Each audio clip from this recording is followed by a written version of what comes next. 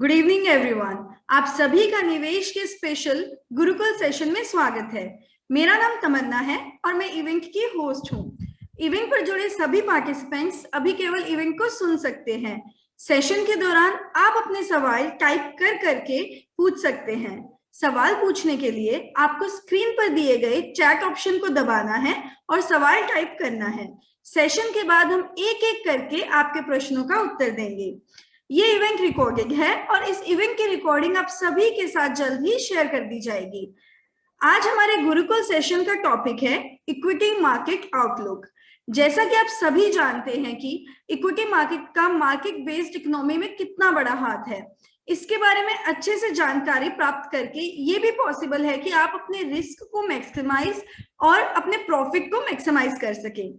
तो आज इसी विषय पर चर्चा करने के लिए हमारे साथ एक्सिस एसेट मैनेजमेंट कंपनी से senior equity fund manager mister Shreyansh Devalkar ji भी जुड़ चुके हैं। मैं मिस्टर श्रेयांश का स्वागत करना चाहूंगी। तो शुरू करते हैं आज का ये सेशन। अब मैं रिक्वेस्ट करूंगी श्रेयांश जी से कि वो इस सेशन को आगे लेकर जाएं। Over to you mister Shreyansh. धन्यवाद। जनरली इक्विटी मार्केट आउटलुक जब हम डिस्कस करते हैं तो हमेशा की तरह नियर टर्म बहुत सारे इवेंट होते रहते हैं और नॉर्मली वो आउटलुक के दरमियान हम लोग वो नियर टर्म सारे इवेंट डिस्कस करते हैं, ना कि लॉन्ग टर्म में क्या इम्पैक्ट हो सकता है अर्निंग ग्रोथ के ऊपर। वो इवेंट जनरली है पीछे रह जाते हैं।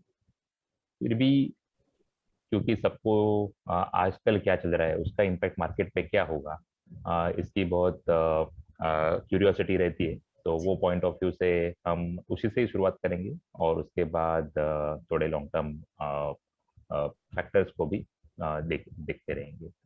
तो पहला क्वेश्चंस नॉर्मली आज की तारीख में सबका रहता है कि on going Jio political tension और उसका इम्पैक्ट इक्विटी मार्केट पे क्या होगा। ये जियोपॉलिटिकल टेंशन जो चल रहा है उसमें आप देखेंगे कि उसका ऑन ग्राउंड क्या वॉर का डेवलपमेंट है, उससे अभी इक्विटी मार्केट को इतना मायने रखता नहीं है, क्योंकि एक क्लैरिटी थोड़ी हो गई है कि बहुत सारी कंट्रीज इसमें पार्टिसिपेट नहीं कर रही है।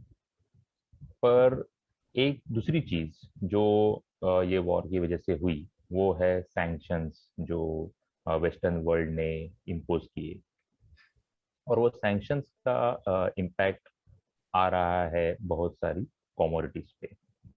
अब इंडिया जैसी कंट्री जहाँ पे वी इम्पोर्ट, हम लोग बहुत ज़्यादा कमोडिटी का हम इम्पोर्ट करते हैं, तो उस हिसाब से हमें उसका इम्पैक्ट तो होता ही है। और आई थिंक आजकल सभी ने वो इम्पैक्ट अपने सोशल मीडिया द्वारा प्राप्त किया ही होगा, जैसे क्रूड ऑयल हो या फिर वेजिटेबल ऑयल हो या थोड़े रेयर अर्थ मेटल्स है, तो उनका इम्पैक्ट तो हम पे होता ही है। पर अब अगर हम देखेंगे कि ओवरऑल इम्पैक्ट इसका इन्फ्लेशन की तरफ जाता है, तो एक लग रहा था कि जो इसीलिए हम लोग अभी दूसरे इवेंट पे आते हैं जो कि है कोविड। वो भी एटलीस्ट होपफुली और टचवुड शायद ये अभी पीछे चला गया है और वापस वे ना आए, ये सभी का होप है। तो लेकिन वो जो इम्पैक्ट हुआ था 2019 में जब कोविड की वेव आई थी, तो उसका इम्पैक्ट ये हुआ था कि सप्लाई कंस्ट्रेंट जिसे बोलते हैं, कि बहुत सारी चीज़ों का सप्लाई होना बंद हो गया। और सेम टाइम पे सभी गवर्नमेंट ने इसका इम्पैक्ट इकोनॉमी में ना हो इसीलिए बहुत ज़्यादा फिजिकल स्टिमुलस बोलिए या फिर मॉनेटरी पॉलिसी स्टिमुलस, दोनों की शुरुआत की थी। अभी ये दोनों स्टिमुलस और सप्लाई कंस्ट्रेंट की वजह से एक इन्फ्लेशन बढ़ा। अभी लग रहा था कि ये इसका इम्पैक्ट कम हो जाएगा अगर जब भी ये वेव्स खत्म हो जाएगी, और कोविड वेव 3 के बाद जो बहुत बिनाइन या फिर बहुत कम असरदार रही, तो तभी लग रहा था कि अभी इन्फ्लेशन का इम्पैक्ट निकल जाएगा। पर ये वॉर ने इसमें जिसे बोलते हैं कि पहले ही आग लगी है उसमें और एक इम्पैक्ट आ गया, वैसा चीज हो गया because of the war situation, और सैंक्शंस की वजह से वापस इन्फ्लेशन की तरफ जाना श्रेयांश शुरू। जी, मैं आपको इंटरप्ट करने के लिए माफी चाहूंगी, बट हमारे पार्टिसिपेंट्स रिक्वेस्ट कर रहे हैं कि उनको आपकी आवाज थोड़ी दूर से आ रही है, तो आप अच्छा प्लीज अच्छा, अपना माइक अपने पास रख ठीक लीजिए। है, धन्यवाद। Okay okay. तो मैं ये बताना चाह रहा था कि कोविड की वजह से इन्फ्लेशन पहले ही बढ़ रहा था, और वॉर सिचुएशन की वजह से वापस कमोडिटी में बढ़ोतरी आने के कारण वापस इन्फ्लेशन पे प्रेशर होना शुरू हुआ। तो इसका जो इम्पैक्ट है, तो इसलिए वॉर से ज़्यादा इम्पैक्ट ये सप्लाई कंस्ट्रेंट, सप्लाई का कंस्ट्रेंट की वजह से कमोडिटी ऊपर जाना, और इंडिया इंपोर्ट करता है उसी वजह से हमें इम्पैक्ट आता है। तो जस्ट कुछ नंबर्स इकोनॉमिस्ट ने कैलकुलेट किए हैं कि इसका सबका इम्पैक्ट क्रूड ऑयल की वजह से भारत के ऊपर $65 बिलियन का इम्पैक्ट हो सकता है, और पूरा का पूरा सारे बाकी के कमोडिटी भी बढ़ने की वजह से $95 बिलियन तक का इम्पैक्ट हो सकता है। तो ये थोड़ी बड़ी अमाउंट है, और इसीलिए आपने देखा होगा कि कल के मॉनेटरी पॉलिसी में, कल के यानी फ्राइडे जो अनाउंस हुई थी, उसमें गवर्नर जी ने ये कहा था कि इन्फ्लेशन ज़्यादा रहेगा, इन्फ्लेशन का फोरकास्ट बढ़ाया, और सामने इवन ग्रोथ का फोरकास्ट भी कम कर दिया। यानी वो अभी बता रहे हैं कि आरबीआई की हिसाब से नेक्स्ट ईयर का ग्रोथ कम रहेगा, और इवन द एग्जिट रेट जिसको बोलते हैं क्यू, नेक्स्ट फाइनेंशियल ईयर का फोर्थ क्वार्टर का ग्रोथ भी कम हो सकता है पहले जितना सोचा था उससे। अभी वो एग्जैक्टली कितना होगा वो इम्पोर्टेंट है नहीं, पहले जितना लग रहा था उससे कम होगा, ये इम्पोर्टेंट होता है मार्केट के लिए। तो वो चीज़ एक मायने रखती है। पर अगर हम स्टॉक मार्केट या निफ्टी की तरफ आए, तो इन सब का दो तरीके से इम्पैक्ट होता है। एक कॉस्ट के ऊपर, जिसकी वजह से मार्जिन्स गिरती है, और अर्निंग पे इम्पैक्ट होता है। नॉर्मली कॉस्ट का जो इम्पैक्ट है वो मार्केट ने वो अगर आप Nifty as a Nifty companies देखेंगे, तो जनरली वो 20-25% ऑफ निफ्टी के ऊपर ही आता है, क्योंकि बाकी में आपका आईटी रहता है, या फिर फाइनेंशियल सर्विसेज है, या फिर ऑयल एंड गैस इंडस्ट्री है। कमोडिटीज एक्चुअली अगर मेटल माइनिंग है उनको तो फायदा ही हुआ है।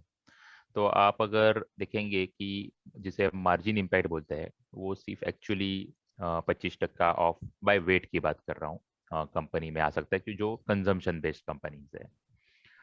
पर पर इसका इम्पैक्ट डिमांड पे कितना आएगा, वो अभी तक मैं ये कहना चाहूँगा कि वो एक सबसे बड़ा क्वेश्चन मार्क रहेगा।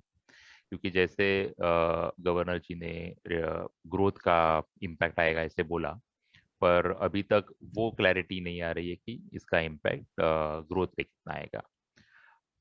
तो हमें यहाँ से इन्वेस्टमेंट करने के लिए एक इम्पॉर्टेंट पैरामीटर हमेशा रहता रहेगा कि अगले साल के लिए कि ये कमोडिटीज कहाँ सेटल होंगे। जैसे अगर क्रूड ऑयल ले, तो क्रूड ऑयल आज की तारीख में 100 के ऊपर का, 100 के ऊपर तो उसके आजू बाजू चल रहा है। वो एक 90s या 80s की तरफ आ जाए तो डेफिनेटली वो भारत के लिए अच्छा रहेगा। और और बाकी साथ में बाकी की कमोडिटी भी, क्योंकि ये कमोडिटीज का जो इम्पैक्ट है इस बार, वो जो हमें सब जिसे हम सप्लाई कंस्ट्रेंट बोल रहे हैं, वो actually mostly geopolitical reasons की वजह से है, और ना कि डिमांड ज़्यादा होने के कारण। तो जियो पॉलिटिकल रीजन ऐसे ही कंटिन्यू रहेंगे 3 महीने 6 महीने, और अगर डिमांड पे इम्पैक्ट आया तो कमोडिटी कूल ऑफ हो सकती है। तो इसलिए हम ये सोच के जा रहे हैं कि यहाँ से आगे ये कमोडिटीज का प्राइजेस शायद कम हो, जो अपने लिए अच्छा हो सकता है। तो ये जनरली अराउंड कमोडिटीज और इन्फ्लेशन के मायने से देखें तो ये इम्पोर्टेंट फैक्टर रहेगा। दूसरा, ग्लोबली हमेशा यही क्वेश्चन रहता है कि फेड टाइटनिंग या फिर फेड रेट का इंटरेस्ट रेट इंक्रीज, बट ये सब इंटरलिंक फैक्टर है। जैसे जैसे कि इन्फ्लेशन का इम्पैक्ट जैसा इंटरलिंक्ड है, तो ये सब इंटरलिंक्ड फैक्टर है। अभी इसके आगे अगर हम सोचे कि लॉन्ग टर्म ट्रेंड्स में क्या फर्क पड़ेगा, अगर हम देखें कि भारत का ग्रोथ अगर एक्सपेक्टेशन से शायद कम हो, पर अपना डिलीवरी बाकी कंट्रियों से बेहतर रहा है, क्योंकि उसके बहुत सारे कारण हो सकते हैं। अपने इधर वैक्सीनेशन अच्छा हुआ, अपने इधर इकोनॉमी ओपन अप भी ठीक ठाक हुई। कोविड सबसे important factor, actually Covid wave 3 का इम्पैक्ट इतना ज़्यादा पाया नहीं गया। तो अगर कोविड वेव अगर आगे वापस नहीं आती है और रूरल सेक्टर्स में अगर फायदा होता है, क्योंकि रूरल सेक्टर में दो तरीके से फायदा हो सकता है। एक, कमोडिटी प्राइजेस इंक्रीज, यानी agricultural prices increase. Actually agriculture ये ऐसी कमोडिटी है जिसका नेट नेट भारत को नुकसान नहीं होगा। थोड़ा बहुत एक्चुअली थोड़े लोगों को फायदा ही होगा, क्योंकि एग्रीकल्चर बेस्ड इकोनॉमी है, उसको तो फायदा होगा। इन्फ्लेशन उससे बढ़ सकता है, ग्लोबली फूड की प्राइस ऊपर जा रही है, उससे इन्फ्लेशन बढ़ सकता है। पर जिसे बोलते हैं कि एक होता है इम्पोर्टेड इन्फ्लेशन, जैसे कि आपके क्रूड ऑयल हो या फिर खाने का तेल हो, पाम ऑयल जैसा या सनफ्लावर ऑयल, वो इम्पोर्ट होता है। तो उससे जो पैसा ज़्यादा हम लोग पे करते हैं कंज्यूमर, वो एक्चुअली इंडिया के बाहर जाता है। पर अगर इंडिया में ही प्रोड्यूस होने वाली कमोडिटी के प्राइजेस अगर बढ़े, तो कंज्यूमर को तो डेफिनेटली नुकसान है, पर उस वो पैसा भारत नहीं जाता, वो इंडिया में ही दूसरे किसी को फायदा कर देता है। तो वो जो चीज़ है उससे शायद रूरल इकोनॉमी को फायदा हो। अभी तक उसकी क्लैरिटी आने में टाइम है, बट वो एक होने की आशंका हो सकती है। दूसरा एक है कि कोविड की वजह से, जैसे हमेशा कहा जाता है कि रूरल इकोनॉमी का part of income, house hold income जिसे हम बोलते हैं, उसमें से थोड़ा पार्ट आता है एग्री से, थोड़ा आता है एनिमल फीड से, मिल्क से, और थोड़ा पार्ट आता है फैमिली मेंबर्स जो सेमी अर्बन या फिर अर्बन एरियाज में काम करके या फिर एसोसिएटेड सर्विसेज में काम करके मिलता है। तो कोविड की वजह से उसमें भी इम्पैक्ट हुआ था, तो शायद वो अगर रिवर्स हो तो रूरल इकोनॉमी को भी फायदा हो सकता है। तो अगले साल हम ये चीज़ें मेरे ख्याल से हमें फोकस करना चाहिए। अब मार्केट की तरफ आए, तो ये जैसे मैंने पहले बताया कि इकोनॉमी की तरफ से ये चीज़ें इम्पोर्टेंट रहेगी, जैसे क्रूड ऑयल हो, इम्पोर्टेड कमोडिटीज़ के प्राइजेस हो, वो कूल ऑफ होने का चांस है, तो वो हमारे लिए अच्छा हो सकता है। और दूसरा, रूरल इकोनॉमी एकदम सी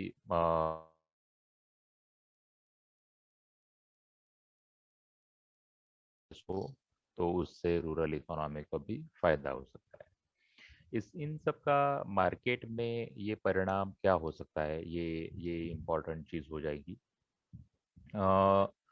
एक्सपोर्ट्स जो है, जो अब तक बहुत अच्छे किए हैं भारत के, क्योंकि ग्लोबली थिंग्स अच्छे चल रहे थे, तो एक्सपोर्ट्स जो अभी तक अच्छे चल रहे हैं, होपफुली वो अच्छे रहेंगे और कंजम्पशन सेक्टर भी अच्छा करेगा। तो उसका ऑब्वियसली फ़ायदा कंपनीज के प्रॉफिटेबिलिटी पे हो सकता है। एक दो तीन चीज़ बहुत इम्पोर्टेंट है, जैसे एक हमेशा कहा जाता है कि leverage of of the corporate sector, यानी लिवरेज का मतलब कि कॉरपोरेट सेक्टर के पास लोन कितना है। आप ये पाएंगे कि लास्ट 3 5 7 साल में, एक्चुअली 10 साल में, कॉरपोरेट सेक्टर ने लोन लेना बहुत कम कर दिया है। उसकी वजह से एक इम्पैक्ट है तो होता है कि अगर कंपनी में लिवरेज ज़्यादा है, लोन ज़्यादा है, तो वो कंपनी का वैल्यूएशन कम हो जाता है। वो कंपनी में अगर लिवरेज कम है, तो वैल्यूएशन ज़्यादा हो जाता है। तो क्योंकि जनरली जिसके पास ज़्यादा लोन, वो ऑब्वियस सी चीज़ होती है कि वो इकोनॉमिक साइकिल या फिर कोई भी ट्रबल लेने के लिए थोड़ा कम समर्थ रहता है कंपेयर टू जिसके पास लोन ज़्यादा हो। तो स्टॉक मार्केट उसको इमीडिएटली रिफ्लेक्ट कर देता है। तो इसीलिए इस बार क्या है कि लार्ज कॉरपोरेट्स लीजिए या फिर इवन टॉप 300 400 कॉरपोरेट लीजिए, उसमें आपको अभी बहुत ज़्यादा लोन रहने वाले कॉरपोरेट्स बहुत कम दिखेंगे। तो जब भी इकोनॉमिक अनसर्टेनिटी आती है, तो पहले क्या होता था कि जो कंपनीज में लोन ज़्यादा है, वो कंपनियों के स्टॉक्स गिर जाते थे। पर अभी ऐसे नंबर ऑफ स्टॉक जिसमें लोन बहुत ज़्यादा है, जिनको बहुत प्रॉब्लम होगा अगर इकोनॉमी में बहुत वोलेटिलिटी हो गई, तो वैसे नंबर ऑफ केसेस कम हुए हैं। तो इसका एक बहुत बड़ा इम्पैक्ट स्टॉक प्राइसेस पे हम आपने देखा होगा, और वो सब जगह पे पाया गया है। दूसरी चीज़ ये है कि अगेन क्या है कि स्टॉक मार्केट और इकोनॉमी हमेशा, जैसे हम कहते हैं कि ये अलग अलग चीज़ इसीलिए होते हैं क्योंकि स्टॉक मार्केट रिप्रेजेंट करता है ऑर्गेनाइज सेक्टर्स को। तो जनरली कोई भी क्राइसिस में organise sector is well equipped to to survive, to do well.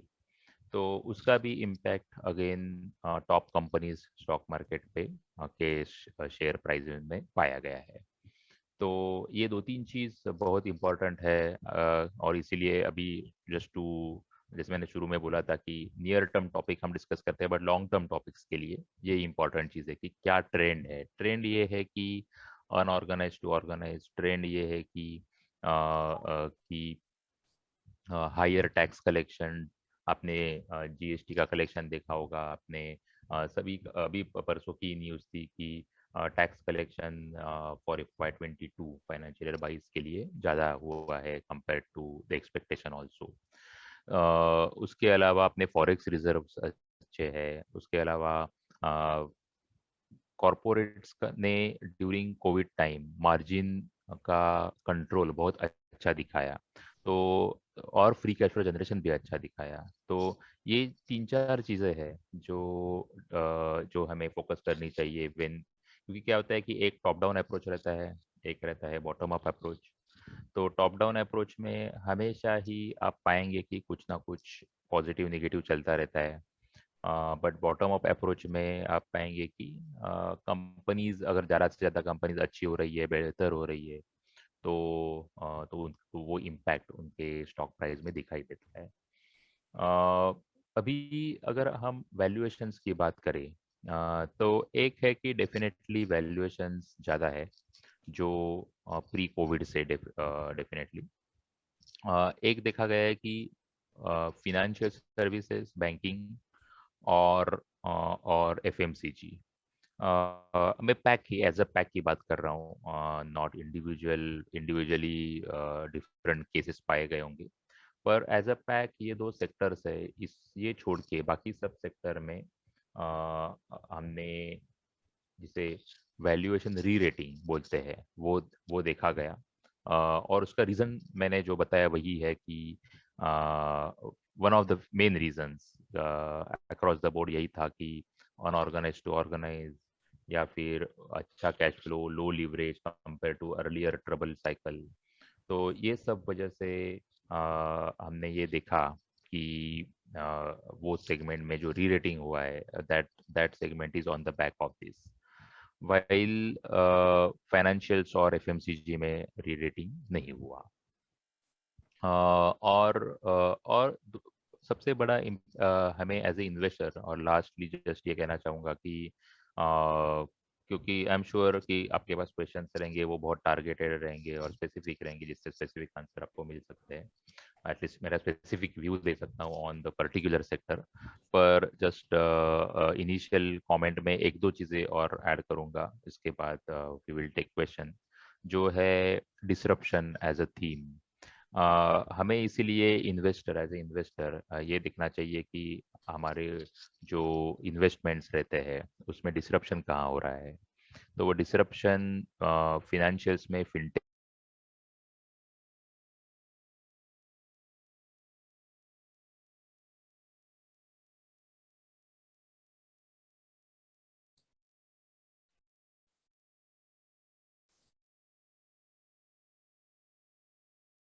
Ready है कि नहीं, उतना इन्वेस्ट कर रही है कि नहीं। ये दो तीन चीज़ें हम ज़रूर फोकस करें, हमें ज़रूर फोकस करना चाहिए, क्योंकि लॉन्ग टर्म ट्रेंड में ये चीज़ें बहुत बड़ी मायने करते रखती है, और ना कि सिर्फ अपना नियर टर्म इशू। जैसे हमारा फोकस हमेशा नियर टर्म इशूज में रहता है, और हम लॉन्ग टर्म जब बोलते हैं तो फिर डेमोग्राफिक्स, इंडिया का जीडीपी ग्रोथ, इस पे ही फोकस करते हैं। पर जैसे मैं बता रहा था कि इम्पोर्टेंट पैरामीटर उसमें डिसरप्शन एज थीम ये रह सकता है, और वो हमें देखना चाहिए कि वो इम्पैक्ट कर रही है क्या। थोड़े से डिसरप्शन ग्लोबली हुए, उसका एक्चुअली फायदा हुआ इंडियन कंपनीज को, जैसे जियो पॉलिटिकल डिसरप्शंस पाए गए, चाइना प्लस वन पाया गया जिसमें केमिकल इंडस्ट्रीज को फायदा हुआ, टेक्सटाइल इंडस्ट्री को फायदा हुआ। तो ऐसे ग्लोबली डिसरप्शन, और एक्चुअली मोस्टली वो सप्लाई चेन डिसरप्शन थे because of Jio political issues, और उसमें कंपनीज को फायदा हुआ। पर टेक्नोलॉजिकल डिसरप्शन है, उनकी वजह से अगर कंपनीज को या इंडस्ट्रीज को कुछ प्रॉब्लम होगा, या फिर उनमें वो नए चेंजेस की तरफ से चेंज करने की क्षमता है कि नहीं, वो देखना बहुत जरूरी होता है, स्पेशली ऑटो और टेक्नो और फिनेंशियल सेक्टर। तो ये दो चीज़ें इम्पोर्टेंट उन दो सेक्टर्स में रहेगी। तो एक्चुअली इसके साथ ऑलमोस्ट 20-30 मिनट का मोनोलॉग हमने कर लिया, तो उसमें एक्चुअली उससे ज़्यादा अगर आप क्वेश्चन को आंसर करेंगे तो हम इसीलिए क्वेश्चन चालू करते हैं।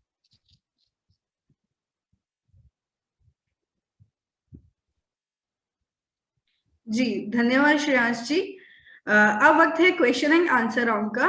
मैं हमारे साथ जुड़े सभी पार्टिसिपेंट से रिक्वेस्ट करूंगी कि अगर आप हमारे साथ कनेक्ट करके सवाल पूछना चाहते हैं तो अपने चैट बॉक्स के माध्यम से टाइप कर करके पूछ सकते हैं। हम आपके प्रश्नों का उत्तर जरूर देंगे। धन्यवाद।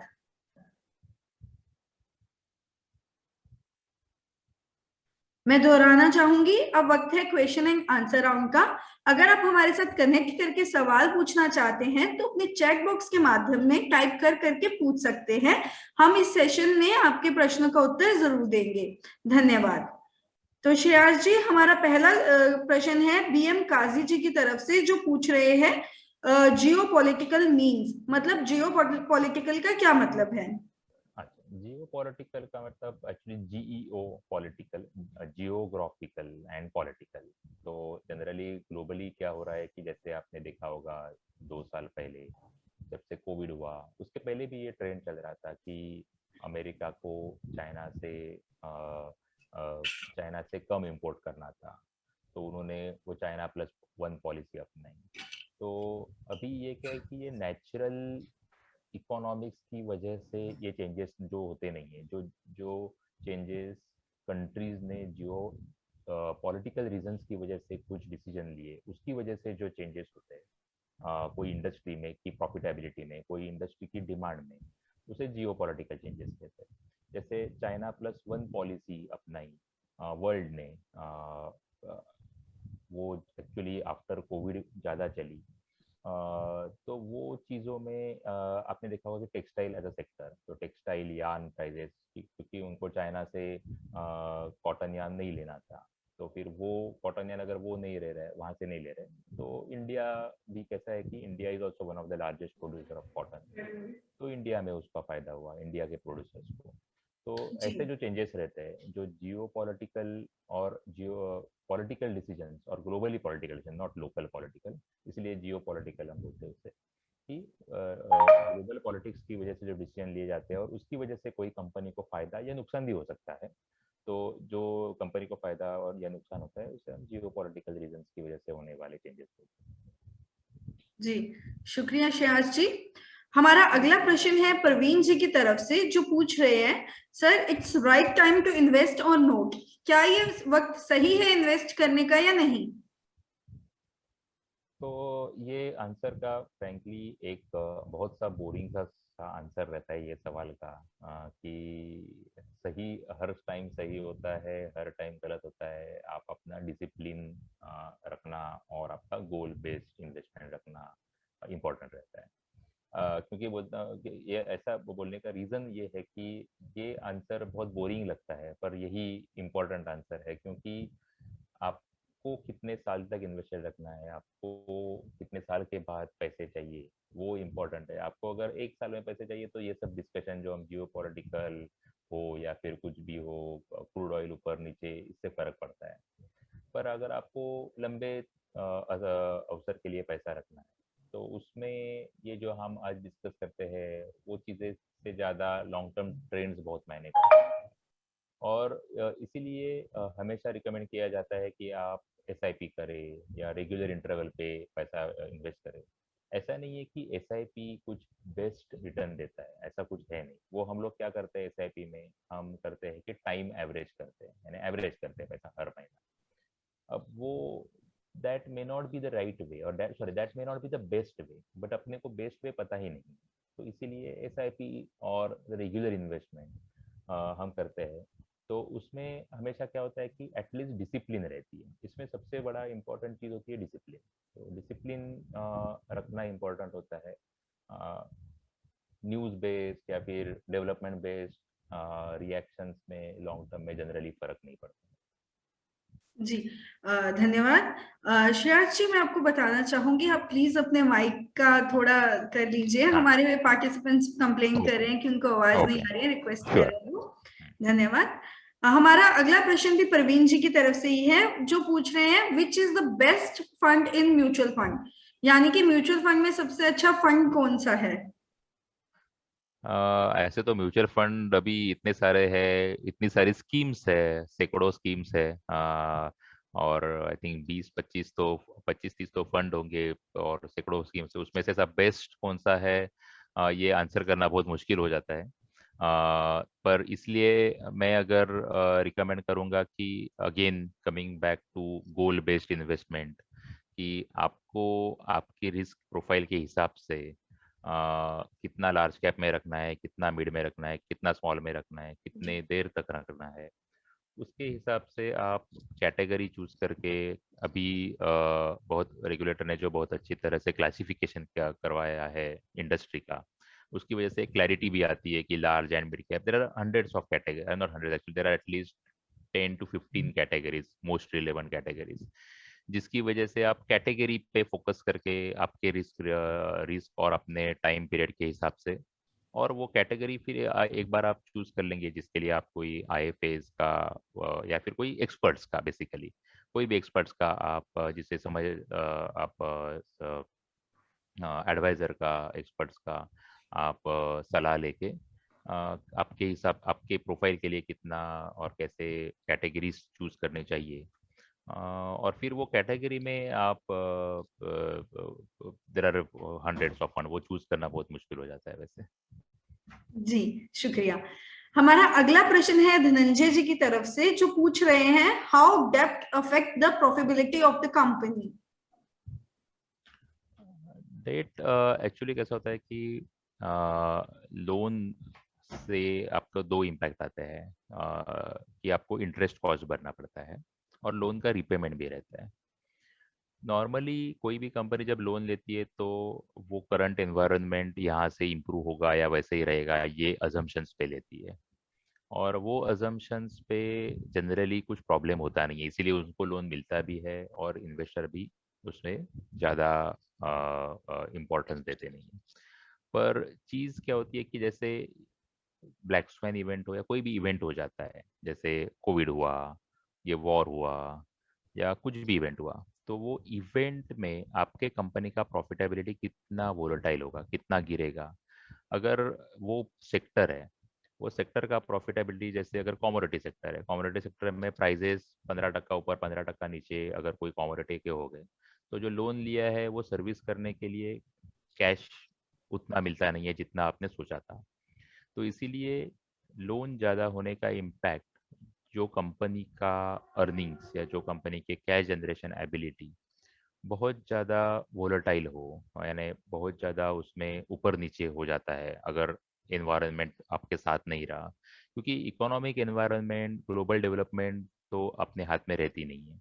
तो इसीलिए जनरली स्टॉक मार्केट फिर क्या सोचता है कि जिसका लोन ज़्यादा नहीं है, तो अभी हम ये प्रेडिक्ट नहीं कर सकते कि वेव 4 आने वाली है कि नहीं, हम ये प्रेडिक्ट कर सकते नहीं है कि ये वॉर बड़ा होगा या नहीं होगा। पर हम ऐसा कर सकते हैं कि ऐसे कंपनी में रहे जिसमें अगर कुछ डेवलपमेंट्स खराब भी हुई तो भी इसमें इनको प्रॉब्लम ना आए।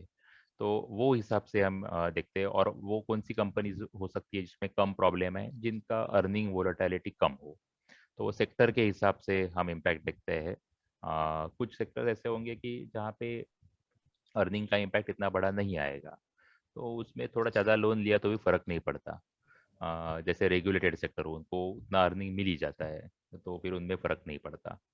तो ये थोड़ी चीज़ें ध्यान में रख के लोन का असेसमेंट किया जाता है या डेट का असेसमेंट किया जाता है। जी शुक्रिया। हमारा अगला प्रश्न भी धनंजय जी की तरफ से ही है, जो पूछ रहे हैं which sector will benefited from geopolitical tension. जैसे वो तो क्या है कि आप अगर स्टॉक प्राइस मूवमेंट देखें उसमें ही आपको पता चल जाएगा कि कौन से सेक्टर बेनिफिट हुए हैं। सो फार अगर आपने देखेगा आप देखेंगे कि क्रूड ऑयल ऊपर गया, या फिर बहुत सारे कॉमोडिटी ऊपर गए, मेटल्स कई ऊपर गए, कई prices of some of the metal commodities and crude oil वो ऊपर गए, तो उनके रिलेटेड कंपनीज और उनके रिलेटेड सेक्टर्स में बेनिफिट हुआ। तो आपका सवाल अगर वॉर की वजह से है तो ये आंसर है। अदरवाइज जियो पॉलिटिकल बाकी डेवलपमेंट जैसे थे, वो थोड़े लॉन्ग टर्म ट्रेंड थे, वो ऐसा वॉर की वजह से हुआ नहीं, वो एक्चुअली पहले से ही चल रहा था। बट पर वॉर या फिर कोविड ये थोड़े ट्रिगर पॉइंट रहे वो जियो पॉलिटिकल डेवलपमेंट्स के लिए। तो वो हिसाब से other sectors like chemical, textile, वो सेक्टर में फायदा हो रहा था लास्ट ईयर में। जी धन्यवाद। हमारा अगला प्रश्न है जग्गी जी की तरफ से, जो पूछ रहे हैं which is the better option for middle class investor, large cap, mid cap, small cap या एनी अदर। यानी कि मिडिल क्लास के लिए, सब मिडिल क्लास इन्वेस्टर के लिए सबसे अच्छा ऑप्शन कौन सा है, large cap, mid cap, small cap या कोई और है? वो उसका भी जवाब कि मैं सिमिलर देना चाहूंगा जो मैंने पहले श्रेयस बताया। जी प्लीज सॉरी, माइक। हाँ, सो इसका भी जवाब मैं पहले जैसे दिया था वैसे ही बताना चाहूंगा कि वो इंडिविजुअल के ऊपर बहुत डिपेंड करता है, क्योंकि ऐसा मिडिल क्लास यानी इसमें बहुत ज़्यादा इंपॉर्टेंट फैक्टर्स मैं बताना चाहूंगा कि आपका सेविंग्स में इक्विटी कितना पोर्शन रखा है, एज कितना है, कितने साल के लिए इन्वेस्टमेंट रखना है। तो इसके अलावा बहुत सारे पैरामीटर रहते हैं, तो वो हिसाब से एक जजमेंट लेना वो इम्पोर्टेंट है। पर मोटा मोटा ये कहना चाहूँगा कि द रिस्क रिटर्न प्रोफाइल, जैसे जिसे बोलते हैं कि रिस्क ज़्यादा रिटर्न ज़्यादा, risk come return come. On the other hand risk ज़्यादा अगर प्रॉब्लम है तो डाउन साइड भी ज़्यादा, एक्चुअली रिटर्न ज़्यादा से ज़्यादा रिस्क ज़्यादा यानी वोलेटिलिटी ज़्यादा, अपसाइड भी ज़्यादा डाउन साइड भी ज़्यादा।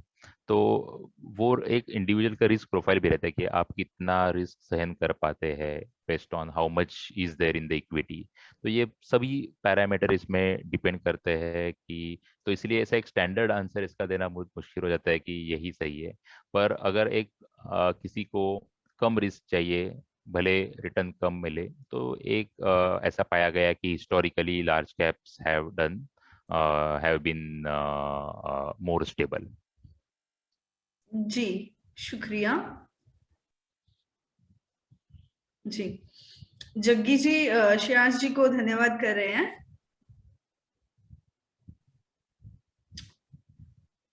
तो जैसा कि हम देख सकते हैं आज के सवालों में बस इतना ही। मैं श्रेयांश जी का बहुत बहुत धन्यवाद करना चाहूंगी हमारे साथ जुड़ने के लिए और इतनी वैल्यूएबल इंफॉर्मेशन हम सभी के साथ साझी करने के लिए। धन्यवाद श्रेयांश जी। अब मैं हमारे साथ जुड़े सभी पार्टिसिपेंट्स का भी हमारे साथ जुड़ने के लिए और इस इवेंट को बहुत ही सक्सेसफुल बनाने के लिए धन्यवाद करना चाहूंगी। इस इवेंट की रिकॉर्डिंग आप सभी के साथ जल्द ही शेयर कर दी जाएगी। धन्यवाद।